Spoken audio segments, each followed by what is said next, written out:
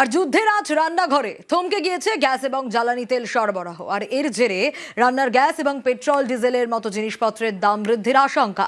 এ কথা আগেই জানিয়েছিল নিউজ 18 বাংলা।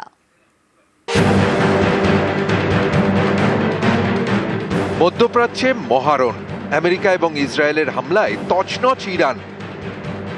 আমেরিকা ইরান যুদ্ধের আবহে বিশ্ববাজারে ক্রমশ বাড়ছে অশোধিত তেলের দাম। এই পরিস্থিতিতে হরমুজ প্রণালী বন্ধের কৌশল নিয়েছে ইরান। ওমান উপকূলে পরপর অয়েল ট্যাঙ্কারে হামলা চালিয়েছে ইরান। চলছে হরমুজ প্রণালী, থমকে তেল সরবরাহ, চড়ছে অপরিশোধিত তেলের দাম। এর আজকে এবার পড়তে চলেছে ভারতে। ইরান হরমুজ প্রণালী বন্ধ করায় প্রশ্নটা জোরালো হয়ে উঠছে।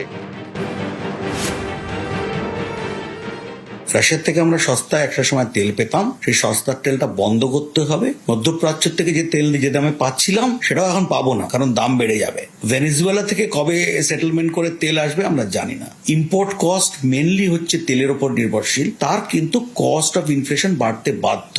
এই যুদ্ধ যদি খুব লম্বা টানে তাহলে কিন্তু তেলের দাম আরো বাড়বে এবং ইন্ডিয়ার পক্ষে যথেষ্ট ক্ষতিকারক এই তেলের দাম বেড়ে যাওয়া। তখনই কিন্তু ইন্ডিয়ান ইকোনমি আস্তে আস্তে কম্প্রেসড হয়ে যাবে, কারণ ইনফ্লেশন বেড়ে যাবে, কর্পোরেট রেজাল্টস খারাপ হতে শুরু করবে, জিনিসপত্রের দাম বেড়ে যাবে।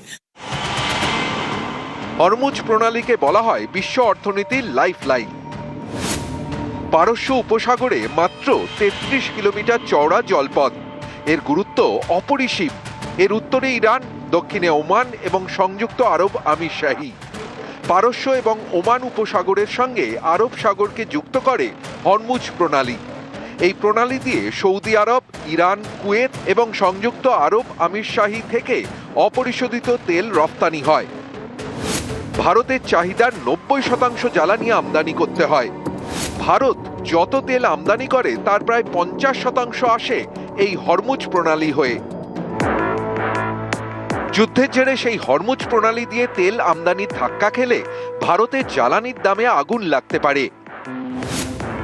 হু হু করে বাড়তে পারে পেট্রোল ডিজেলের দাম, তরল প্রাকৃতিক গ্যাসের দাম, বিমানের টিকিটের ভাড়া, পড়তে পারে টাকার দাম। ভারতের শেয়ার বাজারও বড়সড় ধাক্কা খেতে পারে।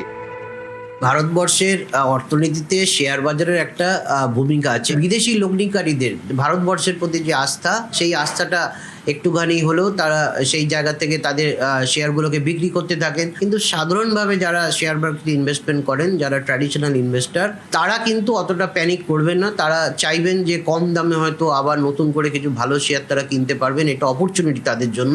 শেয়ার মার্কেট, গোল্ড মার্কেট, এইগুলো কিন্তু একটুখানি টালমাটাল জায়গাতে থাকবে। সাধারণভাবে লগ্নিকারীদের একটুখানি সাবধানতা অবলম্বন করতে হবে। হরমুজ প্রণালী দিয়ে জ্বালানি আমদানির ধাক্কা খেলে ভারত কি করবে? আমেরিকা, ভেনেজুয়েলা, ব্রাজিল, পশ্চিম আফ্রিকার বিভিন্ন দেশ থেকে তেল আমদানি করতে পারে। আমেরিকার শুল্ক চাপে রাশিয়া থেকে তেল কেনা অনেকটাই কমিয়ে দিয়েছে ভারত।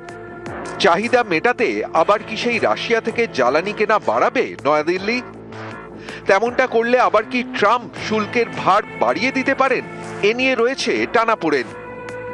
তেলের হরমুজ প্রণালী যদি বন্ধ হয়ে যায়, তেলের একটা যোগানের ঘাটতি দেখা দেবে, এটা তো নিশ্চিত। দুবাই ব্রেন্ট ক্রুড আমরা বলি, সেটার দাম বেড়েছে। খেয়াল রাখতে হবে, যদি $1 যদি ব্যারেলে তেলের দাম বাড়ে, তার ফলে ভারতের অর্থনীতিতে প্রায় $2 বিলিয়ন মানে আমাদের ইম্পোর্ট বিল বাড়ে। তবে হ্যাঁ, আমরা অনেক দেশের সঙ্গে গেছি, আমরা আফ্রিকা থেকেও আমরা তেল আনার চেষ্টা করছি এবং আরো এর অন্য দেশগুলো থেকেও তেল আনার চেষ্টা করছি। এবং আমাদের আপাতত যা তেল রিজার্ভস আছে, মানে আমাদের পেট্রোলিয়াম রিজার্ভ, ক্রুড পেট্রোলিয়াম আছে এবং যে তেল কোম্পানিগুলো যে রিজার্ভ আছে, সব মিশিয়ে 15-20 দিন চলে যাবার কথা। কিন্তু গ্যাসটা চলার কথা নয়। গ্যাস কিন্তু আমাদের রিজার্ভ করার সে পদ্ধতি নেই।